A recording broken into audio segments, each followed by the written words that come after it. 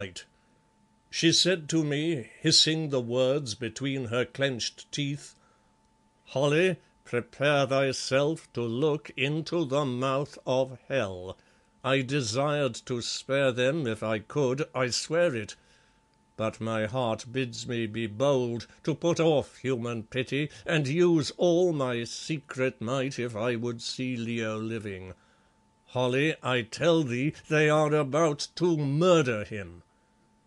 Then she cried aloud, "Fear nothing, captains. Ye are but few, yet with you goes the strength of 10,000,000. Now follow the Hesea, and whate'er ye meet, be not dismayed. Repeat it to the soldiers, that, fearing nothing, they follow the Hesea through yonder host, and across the bridge, and into the city of Kaloon." So the chiefs rode hither and thither, crying out her words, and the savage tribesmen answered, "Aye, we who followed through the water will follow across the plain. Onward, Hes, for darkness swallows us." Now some orders were given, and the companies fell into a formation that resembled a great wedge, Ayesha herself being its very point and apex. For though Oros and I rode on either side of her, spur as we would, our horses' heads never passed her saddle-bow. In front of that dark mass she shone, a single spot of white, one snowy feather on a black torrent's breast.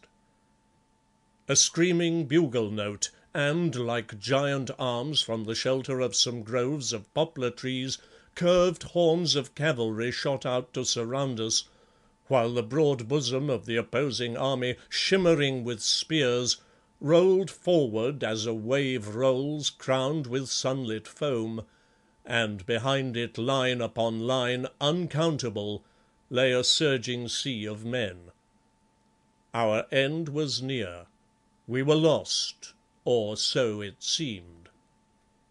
Ayesha tore off her veil and held it on high, flowing from her like a pennon, and lo, upon her brow blazed that wide and mystic diadem of light which once only I had seen before. Denser and denser grew the rushing clouds above, brighter and brighter gleamed the unearthly star of light beneath. Louder and louder beat the sound of the falling hoofs of 10,000 horses. From the mountain peak behind us went up sudden sheets of flame. It spouted fire as a whale spouts foam. The scene was dreadful. In front, the towers of Kaloon lurid in a monstrous sunset.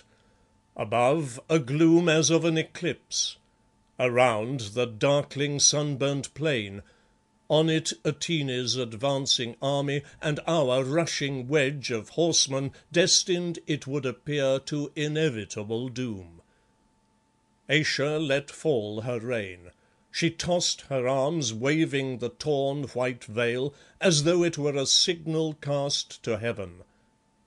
Instantly from the churning jaws of the unholy night above belched a blaze of answering flame, that also wavered like a rent and shaken veil in the grasp of a black hand of cloud. Then did Ayesha roll the thunder of her might upon the children of Kaloon. Then she called, and the terror came, such as men had never seen, and perchance never more will see. Awful bursts of wind tore past us, lifting the very stones and soil before them, and with the wind went hail and level hissing rain, made visible by the arrows of perpetual lightnings that leapt downwards from the sky and upwards from the earth. It was as she had warned me. It was as though hell had broken loose upon the world, yet through that hell we rushed on unharmed. For always these furies passed before us. No arrow flew, no javelin was stained. The jagged hail was a herald of our coming.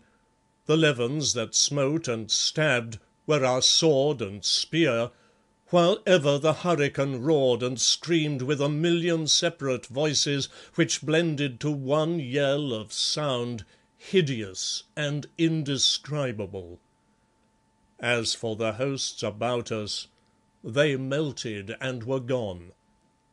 Now the darkness was dense, like to that of thickest night, yet in the fierce flares of the lightnings I saw them run this way and that, and amidst the volleying elemental voices I heard their shouts of horror and of agony. I saw horses and riders roll confused upon the ground. Like storm-drifted leaves I saw their footmen piled in high and whirling heaps, while the brands of heaven struck and struck them till they sank together and grew still. I saw the groves of trees bend, shrivel up, and vanish. I saw the high walls of Kaloon blown in and flee away, while the houses within the walls took fire, to go out beneath the torrents of the driving rain, and again take fire. I saw blackness sweep over us with great wings, and when I looked, lo, those wide wings were flame, floods of pulsing flame that flew upon the tormented air. Blackness, utter blackness, turmoil, doom, dismay. Beneath me the labouring horse, at my side the steady crest of light which sat on Ayesha's brow, and through the tumult a clear exultant voice that sang, "I promised thee wild weather. Now, Holly, dost thou believe that I can loose the prisoned powers of the world?" Lo, all was past and gone, and above us shone the quiet evening sky, and before us lay the empty bridge, and beyond it the flaming city of Kaloon. But the armies of Atene, where were they? Go, ask of those great cairns that hide their bones. Go, ask it of her widowed land. Yet of our wild company of horsemen not one was lost. After us they galloped, trembling, white-lipped, like men who face to face had fought and conquered death, but triumphant, ah, triumphant. On the high head of the bridge Ayesha wheeled her horse, and so for one proud moment stood to welcome them. At the sight of her glorious star-crowned countenance, which now her tribes beheld for the first time and the last, there went up such a shout as men have seldom heard. "The goddess!" That shout thundered. "Worship the goddess!" Then she turned her horse's head again, and they followed on through the long straight street of the burning city up to the palace on its crest. As the sun set we sped beneath its gateway. Silence in the courtyard, silence everywhere, save for the distant roar of fire and the scared howlings of the death hounds in their kennel. Ayesha sprang from her horse, and waving back all save Oros and myself, swept through the open doors into the halls beyond. They were empty, every one. All were fled or dead. Yet she never paused or doubted, but so swiftly that we scarce could follow her, flitted up the wide stone stair that led to the topmost tower. Up, still up, until we reached the chamber where had dwelt Simbri the shaman, that same chamber whence he was wont to watch his stars, in which Atene had threatened us with death. Its door was shut and barred. Still, at Ayesha's coming, yes, before the mere breath of her presence, the iron bolts snapped like twigs, the locks flew back, and inward burst that massive portal.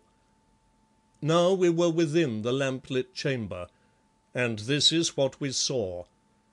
Seated in a chair, pale-faced, bound, yet proud and defiant-looking, was Leo.